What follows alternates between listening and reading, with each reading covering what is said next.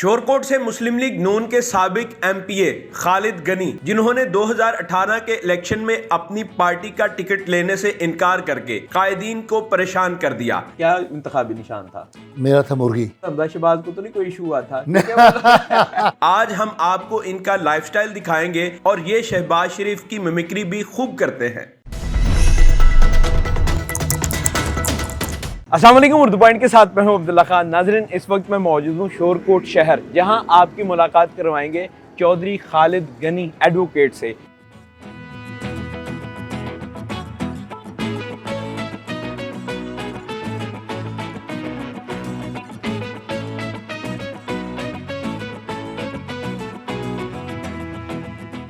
कहां से पैसे लगाते हैं इतने इलेक्शन के ऊपर? मैं तो लगाता ही नहीं। फंड कहां से लाते हैं? क्या सोर्स ऑफ इनकम है आपका? जरिया माश क्या है? मेरी राइस मिल है, तो प्लाजे वगैरह हैं, ज़मीन है मेरे पास। तो बस कितनी जगह काश्त करते हैं आप? मैं को 5-6 मुरब्बे करता हूँ जी। 5-6 मुरब्बे? हाँ जी। राइस मिलें हैं आपकी? हाँ जी। प्लाजे हैं, सारी चीजें। महाना अंदाजन कितने पैसे कमा लेते हैं आप? तो इनकम टैक्स वाला दसना नहीं। बस शुक्र अल्लाह का मेरा गुजारा हो जाता है। ठीक है, अल्हम्दुलिल्लाह, फाइन। कितनी गाड़ियाँ रखी हैं आपने? मेरे पास एक गाड़ी है, एक मेरी बेटी के पास है। तो ये घर माशाल्लाह आलीशान बनाया आपने। जी जी, ये मैंने सारा अपनी राइस मिल से चावलों से कमा के बनाया। ये बहुत पहले के, मेरे एमपी बनने से बहुत पहले के 2000 में मैंने 8वें इलेक्शन लड़ा। उस वक्त मैं शिफ्ट हो गया। इलेक्शन के 15 दिन बाद इस घर में मैं शिफ्ट हो गया था। जब कोई बंदा पावर में आता है, उसकी दौलत में यकायक इजाफा हो जाता है। जी। आपकी दौलत में कितना इजाफा हुआ? हाँ जी, मैंने अपनी जितनी मेरी वरासी ज़मीन थी मैंने सारी बेची है। क्यों? बस मेरे खर्चे नहीं पूरे हो रहे थे। मेरे बच्चे लाहौर पढ़ते थे, राइस मिलें का करोड़ों का घाटा हो गया वो 13-14 में। तो जितने मेरे थे अपना, मेरे यहाँ पे हर सड़क पे मेरा प्लॉट था, मेरे सारे बेचे। वो ज़राई ज़मीन मेरी जितनी थी अपना, मैं सारी मैंने बेची है। ये मेरा इजाफा हुआ है। आप तो उल्टा जो मेरे आप अगर मेरे आप नॉमिनेशन पेपर्स निकाल के देखें ना, जो मेरी 13 में प्रॉपर्टी थी, जो 18 में थी, आपको वाज़े फ़र्क नज़र आएगा। बंदा गरीब हो गया। मैं थोड़ा सा अपना जो पॉलिटिकल बैकग्राउंड है वो आपको बताना चाहूँगा। मेरा स्टार्ट एज़ काउंसलर है जी। मेरे वालिद साहब यहाँ से काउंसलर और चेयरमैन टाउन कमेटी रहे हैं। अब तो वो ये म्युनिसिपल कमेटी बन गई है। और 90 में उनकी डेथ हुई एंड पे, तो 91 में। और फिर मैं 92 में मैं पहली दफ़ा काउंसलर बना। फिर 99 में मैं चेयरमैन टाउन कमेटी बना। तो वो परवेज़ शरीफ का कू हो गया, हमारे वो 10 महीने इदारे चले, ख़त्म हो गए। फिर 2001 में मैं नाज़िम बना, 2005 में नाज़िम बना। फिर मैंने 2008 में इलेक्शन लड़ा मुस्लिम लीग नून की टिकट पे, और आई वॉज रनर अप। तो 1 माह की मेहनत से मुझे 17,000 वोट मिले, लेकिन मैं विन नहीं कर सका। उस वक्त मुझे वकालत करते हुए 23 साल हो गए थे। 23 साल? यस। तो फिर मैंने उस बाद में फिर मैंने वकालत छोड़ दी और फिर यही फुल टाइम मैंने सियासत की। तो अल्हम्दुलिल्लाह 2013 में मैं फिर एमपीए बन गया नून की टिकट पे, और मैं नून का प्रेसिडेंट भी था डिस्ट्रिक्ट जंग का। लेकिन जब 2018 के इलेक्शन आया, मैं टिकट लेके आया हूँ। हाँ जी, मुस्लिम लीग नून ने आपको टिकट दी? टिकट मैं टिकट लेके आया हूँ 2018 में। मसला ये बना कि जो मेरे ऊपर आ रहे थे एमएनए साहब, उन्होंने कहा जी मैंने टिकट नहीं लेनी। मैं को पागल हाँ जेड़ा मैं टिकट लूँ, उसके ये अल्फाज थे। अच्छा। तो मैं उसके बाद फिर मेरे लिए बड़ा प्रॉब्लम था, क्योंकि अगर मेरे पास एमएनए नहीं है तो मेरा इलेक्शन तो बिल्कुल ही नहीं बन रहा था। तो फिर मजबूरी थी। वो मौलाना आसम आविया साहब ने, उन्होंने बड़ी ज़िद की कि जी अगर आपने लेना है टिकट पे लेना, तो फिर मेरा आप साथ पैनल ही बनेगा। हमें ना इलेक्शन आज़ाद लड़ना चाहिए, बाद में नून में शामिल हो जाएंगे। मैंने कहा जी चलो ठीक है, जैसे ये पूरा ग्रुप कह रहा है। मैंने उस वक्त ज़िद की। मैंने कहा भले हम इलेक्शन ही हार जाएंगे ना, और क्या होगा, लॉयल्टी रहनी चाहिए। हाँ रहनी चाहिए। लेकिन उन्होंने कहा नहीं जी, इलेक्शन जीत के आप जाएँ, हार के ना जाए, जीत के उनके साथ जाए। ये पार्टी के साथ जिक्र किया था आपने इस बात? मैंने उन्हें मैंने उन्हें बताया था पार्टी को। मैंने राना सुनाला साहब को बताया था, तारड़ साहब को बताया था कि जी भाई बात ये है कि मेरे साथ पैनल मेरे पास नहीं है। मेरे साथ मौलाना आसम आविया साहब पैनल बना रहे हैं, लेकिन वो कहते हैं कि जी आप टिकट ना लें। मैं लाहौर गया हूँ, राना सुनाला साहब से मिला था, तारड़ साहब से मिला। राना सुनाला साहब ने कहा कि जी मैं उन्हें कह दूँगा मौलाना लुधियानी साहब को। फिर मैं लुधियानी साहब के पास भी गया हूँ बंदे शंदे लेके। तो वो मैंने उन्हें कन्विंस भी कर लिया। लेकिन वहाँ पे एक वकील साहब बैठे थे जो स्पाई साहबा को की नुमाइंदगी वगैरह करते थे। उन्होंने कहा जी लाहौल वाला कुव्वत जी, जो नून को वोट देगा वो तो जनाब वाला उसका तो निकाह टूट जाएगा, ये हो जाएगा, वो हो जाएगा। मतलब उन्होंने फिर उसको मौलाना साहब भी फिर थोड़े पीछे हट के डिस्करेज हो गए। मेरी वो दाल ना गल सकी, फिर मैंने मजबूरन आकर पार्टी की टिकट छोड़ दी। टिकट अभी भी मेरे पास पड़ी होगी टिकट, फिर मैंने जमा नहीं करवाई। यानी लास्ट टाइम तक मैं रजिस्ट करता रहा कि मैंने टिकट जमा करवाना है। उसके बाद फिर इलेक्शन हो गया। इलेक्शन पे वो मैं 3,500 से जीत रहा था अपने हल्के से, लेकिन वो RTS बैठ गया। RTS बैठने से हम भी फारिग हो गए। मेरे सारे वो बैग्स वगैरह अहमदपुर शाल ले गए। वहाँ ले जाकर इन्होंने वो मेरा 2200 वोट रिजेक्ट कर दिया और दूसरे शाम को रिटर्निंग अफसर के पास ले और 1100 वोट से मुझे हरा दिया। 1100 वोट से आप हार गए। मैं हार गया। पार्टी नाराज नहीं हुई आपसे इस बात पर? मैं बिल्कुल नाराज़, अभी नाराज़ है। अभी भी नाराज? अभी भी नाराज़ इस तरह है कि मतलब मेरा दोबारा नोटिफिकेशन प्रेसिडेंट के लिए राना सोनावाला साहब ने कर दिया था एज ए पंजाब प्रेसिडेंट, लेकिन मियाँ शहबाज शरीफ साहब ने कहा कि एक दफ़ा वो मेरे पास आएगा, उससे मैं पूछूंगा। फिर अभी उन्होंने किसी को नहीं बनाया, लेकिन मेरा भी नोटिफिकेशन रुका हुआ है। आपका जब आज़ाद लड़े थे क्या इंतखाबी निशान था? मेरा था मुर्गी। मुर्गी था जी। मुर्गी ज़िबा की फिर आपने? बस ज़िबा हो गई। हाँ जी, ज़िबा हो गई। जब हम इलेक्शन हार गए तो ज़िबा हो गई। इस इंतखाबी निशान पर हमजा शहबाज को तो नहीं कोई इशू हुआ था? नहीं, शायद उन्हें पता भी नहीं हो गया मैंने किस इंतखाबी निशान पे इलेक्शन लड़ा। क्योंकि वो कह सकते थे कि आप चेंज करो क्योंकि मेरी नहीं, वो हर उस वक्त इलेक्शन में पता है, मैं कहता हूँ उस वक्त क़यामत का समा होता है। इलेक्शन में किसी को हर बंदा अपने मामलात में उलझा हुआ होता है। जब मेरी पहली मुलाकात हुई ना मियाँ शहबाज शरीफ साहब से, तो मतलब मेरी अपॉइंटमेंट थी, तो मैं ना 15 मिनट पहले चला गया। तो उन्होंने मुझे कहा कि जी आप 15 मिनट पहले आ गया, 15 मिनट अपनी गाड़ी में इंतज़ार करें। मैंने कहा जी ठीक है। तो अपनी गाड़ी में बैठ के ना मैंने फिर वो लिस्ट देखी जो मैंने उन्हें देनी थी कि सर मुझे ये काम चाहिए। उसमें मैंने देखा कि मैं सड़कें नहीं मैं लिख सका, तो फ़ौरन फिर मैंने कहा ये तो अच्छा ही हो गया, मैंने फ़ौरन सड़कें का लिखा। अच्छा, फिर मैं जब मियाँ साहब से मिला ना, तो मैंने उन्हें कहा कि सर आप 2008 में वहाँ शोरकोट तशरीफ़ लाए थे, आपने मेरे जलसे में girls college degree college Shorkot Cantt का आपने मुझसे वादा किया था। तो मेरे से एजेंडा था ना प्रायोरिटी पे government degree college Shorkot Cantt था। तो शहबाज शरीफ तो मैंने कब दिया, मैं कब गया था, मैं तो गया ही नहीं उधर। मुझे ऐसे मैं तो गया ही नहीं, मैंने कब कहा था, मैं तो गया ही नहीं उधर। मैं कहा यार तो बड़ा काम ख़राब हो गया। मैंने कहा सर आप याद करें, आप मेरे इलेक्शन में आए थे, मैंने और मियाँ तारक शफ़ी मेरे सिफारशी थे, मरहूम कश्मीर शुगर मिल के जो मालिक हैं, वो इनके कज़न भी हैं, इनके ना हमजुल्फ भी हैं मियाँ शहबाज शरीफ के, वो बेचारे फौत हो गए। मैंने कहा सर आप कमाली से तशरीफ़ लाए थे मियाँ तारक शफ़ी के मील में, आपने और मियाँ तारक शफ़ी ने इकट्ठा नाश्ता किया था। हाँ याद आ गया। और दो जो मांगता है दे दो, जो मांगता है वो दे दो। पैरिटी कर रहे हैं आप। हाँ जी। अब देखें, आप फर्ज करें आज़ाद जीत जाते हैं, अब आप नून के साथ इल्हाक करते हैं, फिर जिन लोगों ने यकीन करके आपको वोट दिया उनका क्या कसूर है? नहीं देखिए, जो आज़ाद बंदा बनता है वो किसी न किसी पार्टी के साथ तो जाता है ना जी। देखिए जी, मेरी हमदर्दियाँ पहले भी नून के साथ थी, अब भी नून के साथ हैं। मुझे पार्टी टिकट देगी, मैं उस पर इलेक्शन लड़ूंगा। अगर खुदा न खास्ता नहीं देगी, अगर मैं आज़ाद लड़ूंगा, अगर अल्लाह ने मुझे कामयाबी दी, फिर भी मैंने नून में ही जाना। अगर PTI गवर्नमेंट में आ जाती आप तो फिर वेले के वेले बैठे। कोई बात नहीं, कोई इशू नहीं, मुझे इससे कोई नहीं।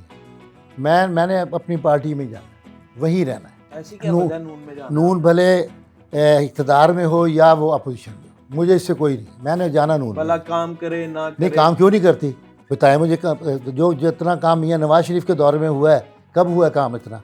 आप सिर्फ बाकी सारी छोड़ें, ये मोटरवे देख लें, आप शोरकोट की मिसाल ले लें। मैं आपको यहाँ का बताता हूँ कि मेरे दौर में जो नून का दौर था वहाँ यहाँ कितने काम हुए। अगर फ़र्ज़ करें आपको पार्टी टिकट दे देती है, लेकिन आपके ऊपर फिर MNA नहीं बनता, वो कहता जी मैं नहीं, अब जो मर्जी हो जाए, जो मर्जी हो जाए, मैंने अब नहीं, ये नहीं कहा। शहबाज शरीफ साहब को जब हुकूमत मिल रही थी, क्या लगता है कि हुकूमत देनी चाहिए थी या नहीं, या फिर इलेक्शन की तरफ जाना चाहिए था पार्टी को और फिर दूध का दूध और पानी का पानी कर लेना चाहिए? देखें जी, ये मेरी है ज़ाती राय जो मैं आपको बता रहा हूँ। पार्टी पॉलिसी कुछ भी हो सकती है, ये मेरी ज़ाती राय ये है कि अगर उन्होंने हुकूमत ली थी तो अगले हफ्ते उनको तोड़ देना चाहिए, तोड़ के वो इलेक्शन में जाना चाहिए था। बिल्कुल। अपनी तजवीज़ दी कोई? मुझे पूछा ही नहीं उन्होंने, जब पूछते तो उनको ज़रूर बताता। वैसे एक एप्लीकेशन लेके भेज देते। उसका मेरी बात सुने ना, मतलब ये है ऊपर के लेवल की। मैं तो ज़ाहिर उस लेवल का भी मेरे पार्टी में नहीं है ना, अगर मुझसे वो मशवरा लेते, लेकिन अगर मुझसे वो पूछते तो मैं ज़रूर यही कहता। मेरी ज़ाती राय है कि उन्हें चाहिए था कि अगर वो उसको फ़ौरन तोड़ते और नए इलेक्शन में जाते। अभी क्या लगता है आपको, मुल्क के अंदर देखें हर जगह PTI इमरान खान हो रहा है सर। आप ये देखें, पेशी जब हुई है इमरान खान की, लोग जमान पाक से हाई कोर्ट तक, अदालत तक साथ पैदल गए हैं और यही ख्वाजा साहब का बयान है कि जब मियाँ साहब लाहौर सर्विसेज हॉस्पिटल में एडमिट रहे हैं 100 बंदा बाहर खड़ा नहीं होता था। लाहौर जो गढ़ है उनका, अभी क्या हालात पहुंच गए। नहीं ऐसी कोई बात नहीं, मेरी बात क्या सुनिए। करेगी, क्या लाहे कुछ भी नहीं होगा जी, आधे को तो उनके वोट ही नहीं है जो आते हैं वहाँ पे, ठीक है। अगली बात ये है कि जो मुस्लिम लीग नून का वोटर वो खामोश वोटर है। ये सारे मतलब ये न्यू सेंस और हाला ये मतलब ये PTI वाले ये हैं। मुझे बताएं किस PTI से यहाँ शोरकोट में PTI वाले किसी से बात कर लो, 5 मिनट के बाद वो आपके गले में पड़ जाएगा, आपको गालियाँ देना शुरू कर देगा। बंदा गुस्से में उस वक्त आता है, गाली उस वक्त देता है, गले उस वक्त पड़ता है जब उसके पास कहने को कुछ नहीं होता। ठीक है, वो मैं मानता हूं, एक डिबेट है। मेरा वोट जो नून का वोट है, मैं समझता हूँ ये है खामोश वोट। दुकानदार का वोट है, किसान का वोट है, स्टूडेंट्स का, मतलब वो खामोश वोट है, अपने काम से काम रहे, जब टाइम आता है देते हैं वोट। अब ओवरऑल अगर देखा जाए तो हवा PTI की ज्यादा लग रही है सर वही सोशल मीडिया पे, और क्या, कुछ भी नहीं है। सोशल मीडिया पे है, बस जो मर्जी करते रहे। ये पीछे जब ये इलेक्शन हुए थे 15 सीटें, सर मैं समझता हूँ कि ये भी आप कहें कि मेरी ये ज़ाती राय है कि इलेक्शन में हमारे साथ इंसाफ नहीं हुआ, ऊपर से नाइंसाफ़ी की गई। मैं ऐसा तो नहीं, खुश रहने के लिए गालिब ख्याल अच्छा है। नहीं ऐसी बात नहीं है। बहरहाल जो भी हुआ ना, मैं ये समझता हूँ, क्योंकि मैं इलेक्शन में मुझे हमारी 2 सीटें थी, मुझे एक कभी यकीन था कि हमने एक सीट जीतनी है, और बहुत मैं पूरा हल्का फिरता था। लेकिन जितना मतलब वो आया ना उसमें गैप वोटों में, मैं समझता हूँ कि ये मतलब भी वो खलाई मखलूक का काम है। खलाई मखलूक का काम है। यस। आपने क्या क्या काम किए अभी तक? मैंने अल्हम्दुलिल्लाह, और MPA जब आप नून लीग से इलेक्ट हुए जी, तो क्या क्या काम? मैं जी आपको बताता हूँ, मैंने इज्तिमाई कामों पे ज़्यादा जोर दिया। इनफरादी काम भी मैंने अल्हम्दुलिल्लाह बहुत किए। जो हमारा THQ है, तहसील हॉस्पिटल, उस पर मैंने तकरीबन 8 करोड़ रुपया लगवाया, उसको रीवैम्प करवाया, ठीक है जी। उस पर अल्हम्दुलिल्लाह मेरी काफ़ी सारी, मैं मशीनरी नहीं लेके आया, उसको सारी को बिल्डिंग सारी मुरम्मत करवाई उसकी, और वहाँ पे डॉक्टर्स और मैं लेके आया। और मेरे पास हमारे अद्वियात में इतनी लेके आता था, क्योंकि मैं रोला डाल देता था जब मेरी 60-70% अद्वियात ख़त्म हो जाती थी, मैं उस वक्त रोला डाल देता था कि जी मेरी हमारी दवाई ख़त्म हो गई है।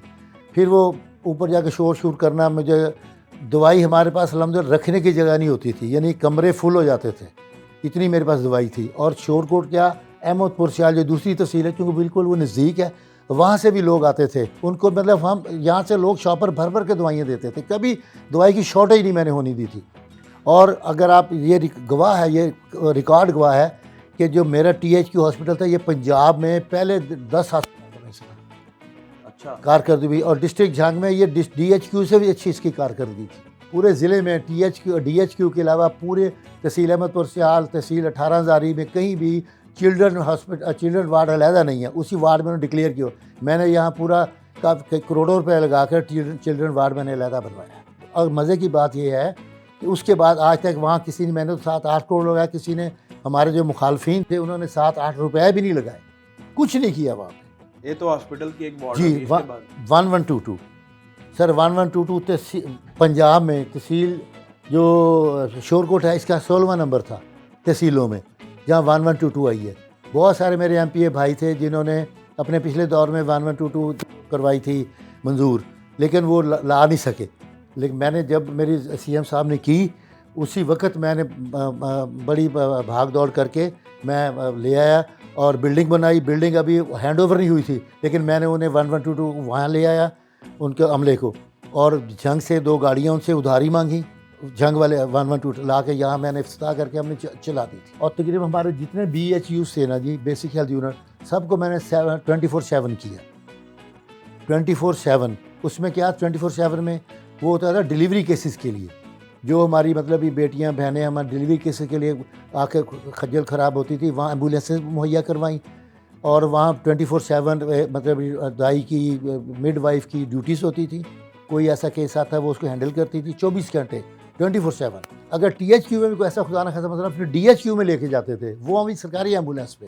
ये मेरे दौर में, हमारे नून के दौर में ये सहूलत रही है। अच्छा, मुझे पता चला था आप पैसे भी नहीं लेते थे वकालत के, कोई अगर बंदा, वो मेरे जो, जब मैं नाज़म था या काउंसलर था, उस वक्त मेरे जो हल्के के लोग होते थे ना, ये सिटी की हद तक, उनके मैं वकालत के पैसे नहीं लेता था, नाम उनके खिलाफ में वकील होता था, ना उनके खिलाफ पेश होते थे, नहीं होता था, वकील ही नहीं होते नहीं, थे। बस वो मोरे का अपना तरीका कार था ना जी, क्योंकि मैंने इलेक्शन लड़ना होता था मोटरसाइकिल पे, तो मैंने सुबह कचहरी जाने से पहले 1-1.5 घंटा मैंने मोटरसाइकिल पे अपने वोट मांगने डोर टू डोर जाके, और मैं ज़्यादा टच करता था गरीब लोगों को। जो बड़े अमीर लोग होते थे ना, वो उन्होंने मुझे बाहर बैल देनी, उन्होंने पहले मुझे खड़ा करना बाहर, फिर ड्राइंग रूम खोलना, फिर बिठाना, फिर वादा वही जो भी करना। जब मैं किसी गरीब के रेडी वाले के मजदूर के घर जाता था, जब मैं उसका वो कुंडी खड़काता था, बैल तो बेचारे की होती नहीं थी, उसने याद दरवाज़ा खोला, चोर साहब अंदर आ जाओ जी। उसने मुझे अपनी जहाँ उसकी बेटी, उसकी बहन, उसकी माँ बैठी, उसकी भी वहाँ जाकर उसने मुझे बिठाना, फ़ौरन मुझे उसने बोतल पेश करनी, तो चौर साहब तुसी घर आ गए हो, बस ये वोट तो हो गए। मतलब मैंने इलेक्शन जो लड़े हैं ना जी, मैं इस स्ट्रेटजी पे लड़े हैं इलेक्शन। मोटरसाइकिल मैं कोशिश करता हूँ कि लोगों के फ़ोन पे मसले हल करूँ, ये नहीं कि मेरा डेरा बांध रहा है, मेरे डेरे पे 100-150 बंदा बैठा रहा है। मैं कहता हूँ ये फ़ोन पे बताओ, फ़ोन पे बात काम करके मैं उनको फिर रिंग बैक, जब मैं MP था उस वक्त नहीं करता, अब भी करता हूँ। खुद आपके सामने मैं सुनता हूँ, मैं खुद सुनता हूँ। कोई भी करे फोन, कोई फ़ोन करे मैं खुद सुनता हूँ। चौधरी साहब, हल्के के अंदर कितना टाइम गुजारते हैं आप? मैं तकरीबन डेली 12 से 15 घंटे। 12 से 15 घंटे हल्के में होते हैं? हाँ जी, आम लोगों से? हाँ जी, मैं आम दिमाग का लोगों से ख्याल रहता मेरा अगर आप दफ्तर देखो तो गेट खुला है, कुर्सियाँ बाहर पड़ी हैं, कोई आए कोई जाए, कोई इशू नहीं है, मुझे कोई मसला नहीं। अभी मुकम्मल विदाउट यकीन है? मेरे पास कोई गनमैन आपको नहीं नज़र आएगा, विदाउट गनमैन कोई ज़रूरत ही नहीं मुझे। और बड़े आप सादे कपड़ों में फिर ऐसे ही होता है जी, मैं बस सारी ज़िंदगी में सादा खाना खाया है, सादे कपड़े पहने हैं।